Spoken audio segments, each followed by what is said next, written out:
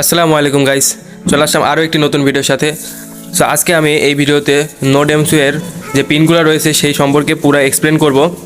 So তোমরা আমার সাথেই থাকবে এবং ভিডিওটি দেখতে থাকো।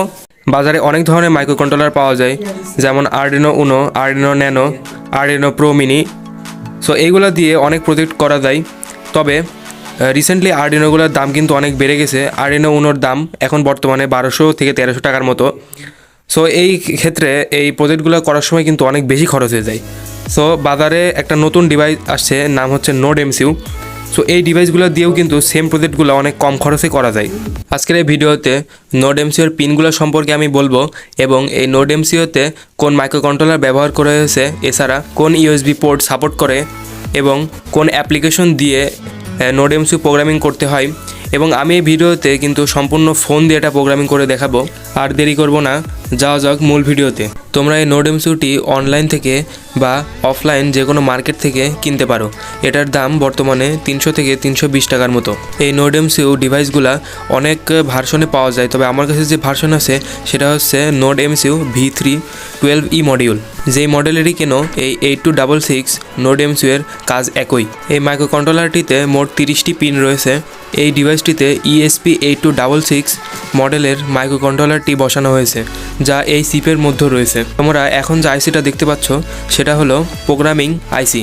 এর মাধ্যমে প্রোগ্রামিংগুলো ডিকোড হয়ে আইসির ভিতরে যায়। অর্থাৎ আমরা যখন ফোন থেকে বা পিসি থেকে প্রোগ্রামিং লিখব, লেখার পরে আপলোড করব, তখন এই নোডেমসিউ দিয়ে এই আইসির ভিতরে যে প্রোগ্রামিংগুলো প্রসেস হবে এবং তারপরে মূল মাইক্রোকন্ট্রোলারে যাবে। এবং এই ওয়াইফাই চিপের পাশে দেখতে পাচ্ছ একটা ছোট্ট এলইডি লাইট রয়েছে, যেটা ব্লিঙ্ক করে এবং নোডেমসিউটা সচল আছে এটা বোঝায়। এই মিনি এলইডিটা নোডেমসিউ এর চিপের ইনবিল্টভাবে D2 নাম্বার পিনের সাথে সংযোগ থাকে। এই মাইক্রোকন্ট্রোলারটিতে মোট 3টি আউটপুট ভোল্টেজ পিন দেওয়া আছে, যার মাধ্যমে তোমরা এক্সটার্নাল সেন্সর কানেক্ট করতে পারো। তবে এখানে কিন্তু কোনো 5 ভোল্টের আউটপুট পিন নেই। এবং মাইক্রোকন্ট্রোলারটিতে মোট 5টি গ্রাউন্ড পয়েন্ট আছে, যেখান থেকে তোমরা বিভিন্ন গ্রাউন্ড সংযোগ দিতে পারবে। নোডেমসিউটিকে পাওয়ার দেওয়ার জন্য এখানে মাইক্রো ইউএসবি রয়েছে, যেটা 5 ভোল্টে চলে। এটা তুমি পাওয়ার ব্যাংক বা যখন ফোন থেকে আপলোড করবে তখন ওটিজি ব্যবহার করে আপলোড দিতে হয়। তো এটা মাইক্রো ইউএসবি। এখন পর্যন্ত বলা হলো নোডেমসিউ এর আউটপুট ভোল্টেজ পিন এবং ইনপুট পিন। সো এখন নোডেমসিউ কিন্তু এক্সটার্নাল কোনো পাওয়ার দিতে হলে এখানে মোট একটি পিন ব্যবহার করা যায়। এখানে ভি ইনপুট নামে একটি পিন রয়েছে এবং গ্রাউন্ড রয়েছে, যেখান থেকে কিন্তু নোডেমসিউটিকে বাইরের থেকে পাওয়ার দেওয়া যায়। তবে এটা অবশ্যই 5 ভোল্ট হতে হবে। এই মাইক্রোকন্ট্রোলারটিতে কিন্তু একটি ভোল্টেজ রেগুলেটর ব্যবহার করা হয়েছে, যেটা 3 ভোল্টের। তো তোমরা এখানে যদি 5 ভোল্টেরও বা এর উপরে যদি পাওয়ার দাও, তবে কিন্তু এটা 3 ভোল্টেই চলবে। অর্থাৎ এখানে একটা ভোল্টেজ রেগুলেটরের মাধ্যমে কিন্তু ভোল্টেজ ড্রপ করে 3 ভোল্টে নিয়ে আসা হয়। তো এখন কথা বলা যাক এর জেনারেল পারপোজ পিন বা general purpose output input pin, যেখান থেকে তোমরা বিভিন্ন আউটপুট নিতে পারবে বা ইনপুট দিতে পারবে। এই মাইক্রোকন্ট্রোলারে মোট 8টি ডিজিটাল পিন রয়েছে এবং একটি অ্যানালগ পিন রয়েছে। এই ডিজিটাল পিন ব্যবহার করে তোমরা বিভিন্ন ইনপুট বা আউটপুট কাজ করতে পারবে, যেগুলো আমরা পরবর্তী ভিডিওতে জানবো। এবং অ্যানালগ পিনের সাহায্যে তোমরা বিভিন্ন অ্যানালগ সেন্সর কানেক্ট করতে পারবে। এই মাইক্রোকন্ট্রোলারটিতে একটি SCL এবং SDA অর্থাৎ I2C কমিউনিকেশন করার জন্য 2টি পিন দেওয়া হয়েছে, যেটা D5 এবং D4 এর সাথে কানেক্ট। D4 এর সাথে SDA পিন এবং D5 এর সাথে SCL পিন কানেক্ট রয়েছে। এই মাইক্রোকন্ট্রোলারটিতে আরও 2টি পিন রয়েছে, যেটা RX এবং TX, যার মাধ্যমে ব্লুটুথ কমিউনিকেশন এবং সিরিয়াল কমিউনিকেশন করা যায়, যেগুলো আমরা পরবর্তীতে ভিডিওতে দেখব। এগুলো ছিল এই মাইক্রোকন্ট্রোলারের কাজ। তবে মজার ব্যাপার হচ্ছে এই মাইক্রোকন্ট্রোলারটি ব্যবহার করে আমরা ওয়াইফাইয়ের সাথে কমিউনিকেশন করতে পারবো এবং মজার অনেক প্রজেক্ট বানাতে পারবো। সো এখন দেখব যে এই মাইক্রোকন্ট্রোলারটিকে কিভাবে ফোনের মাধ্যমে প্রোগ্রামিং করা যায়। মাইক্রোকন্ট্রোলারটিকে ফোনের মাধ্যমে প্রোগ্রামিং করার জন্য প্রথমে একটি অ্যান্ড্রয়েড অ্যাপ্লিকেশন ডাউনলোড করতে হবে। যে অ্যাপ্লিকেশনটির নাম হলো অ্যান্ড্রয়েড ড্রয়েড, যা প্লে স্টোরে ইজিলি পাওয়া যায়। তো যাওয়া যাক ফোনের স্ক্রিনে। তো এখন আমি প্লে স্টোরে যেয়ে অ্যান্ড্রয়েড অ্যাপটি ডাউনলোড করে নিব।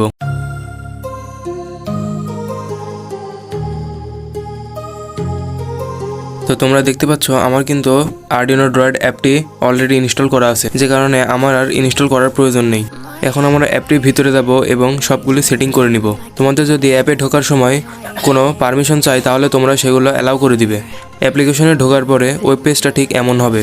এখন ওপরে ডান পাশে 3 ডটের উপর ক্লিক করে নিব এবং সেটিংয়ে ক্লিক করে ম্যানেজ লাইব্রেরিতে চলে যাব।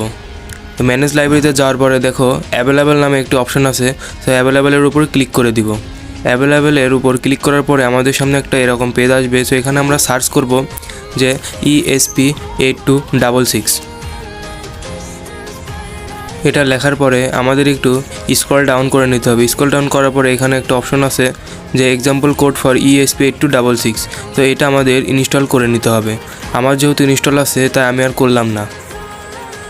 এখন আবার ব্যাকে চলে আসবো। ব্যাকে আসার পরে আবার 3 ডটের উপর ক্লিক করব। 3 ডটের উপর ক্লিক করে প্রথম অপশনটায় সিলেক্ট করে আমাদের এক্সাম্পলে চলে যেতে হবে। এরপরে বেসিকের উপর ক্লিক করে আমাদের ব্লিঙ্ক অপশনের উপর ক্লিক করতে হবে। ব্লিঙ্ক অপশনে ক্লিক করার পরে আমাদের সামনে এমন একটি কোড চলে আসবে। এরপরে আমাদের একটি ওটিজি কেবল নিতে হবে। আমার ফোন যেহেতু টাইপ সি, সেই কারণে আমি টাইপ সির ওটিজি কেবল নিলাম।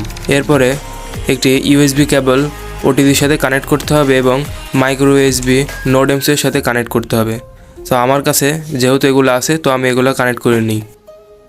সব কিছু কানেক্ট করার পরে এখন অ্যাপে যে বোর্ড সিলেক্ট করতে হবে।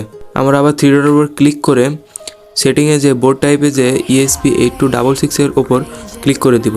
তো এখন আমার কাছে যেহেতু ভার্সন 3 এর মডিউল আছে তো আমি এখানে Nodemcu 1.0 ESP12B মডিউলটি সিলেক্ট করে নেব। এটা সিলেক্ট করার পরে এখানে ওকে দিয়ে দিতে হবে। আমার যেহেতু আছে এই জন্য আমি ক্যান্সেল দিলাম। এখন আমাদের মাইক্রোকন্ট্রোলারটি প্রোগ্রামিংয়ের জন্য রেডি। এখন আমাদের যে কোডটা আছে এই কোডটা কম্পাইল করতে হবে। তো কম্পাইল করার জন্য আমাদের উপরে ফ্ল্যাশ নামে চিহ্নটি ক্লিক করতে হবে। প্রোগ্রামিংটি কম্পাইল হওয়া স্টার্ট হয়ে গেছে। তো এখানে কম্পাইল করা হয় কারণ প্রোগ্রামিংয়ের ভাষাটি মেশিনের ভাষায় রূপান্তর করার জন্য। এটাই কম্পাইলের কাজ।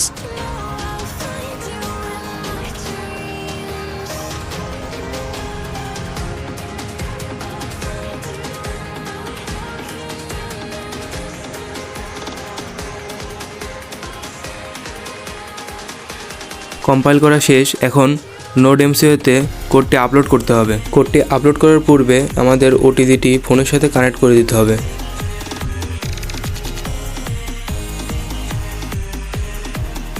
ওটিজি ফোনে কানেক্ট করার সাথে সাথে এখানে ইউএসবি ডিভাইস অ্যাটাচড লেখা উঠবে। ডিভাইসটি অ্যাটাচ হয়ে গেছে। এখন নোডেমসিউয়ে কোডটি আপলোড দিতে হবে।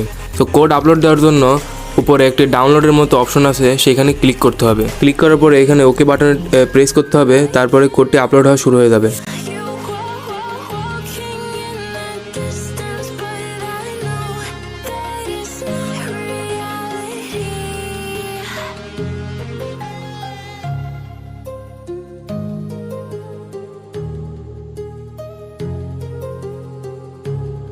আমাদের কোডটি আপলোড করা শেষ। এখন আমরা দেখব যে আউটপুটটা কেমন দেয়। তো এখানে কিন্তু আমাদের কোডটি সাকসেসফুলি আপলোড হয়েছে এবং আমাদের আউটপুটটা তোমরা দেখতেই পাচ্ছ। আজকের এই ভিডিওতে শুধুমাত্র এটুকুই ছিল, একটা বেসিক কোড তোমাদের দেখালাম। নেক্সট ভিডিওতে আমি তোমাদের দেখাবো কিভাবে কোড লিখতে হয় এবং এই কোডের মাধ্যমে বিভিন্ন প্রজেক্ট তৈরি করতে হয়। আজকের মতো ভিডিও এই পর্যন্তই। দেখা হবে নেক্সট ভিডিওতে। ততক্ষণ সবাই সুস্থ থাকবেন, ভালো থাকবেন।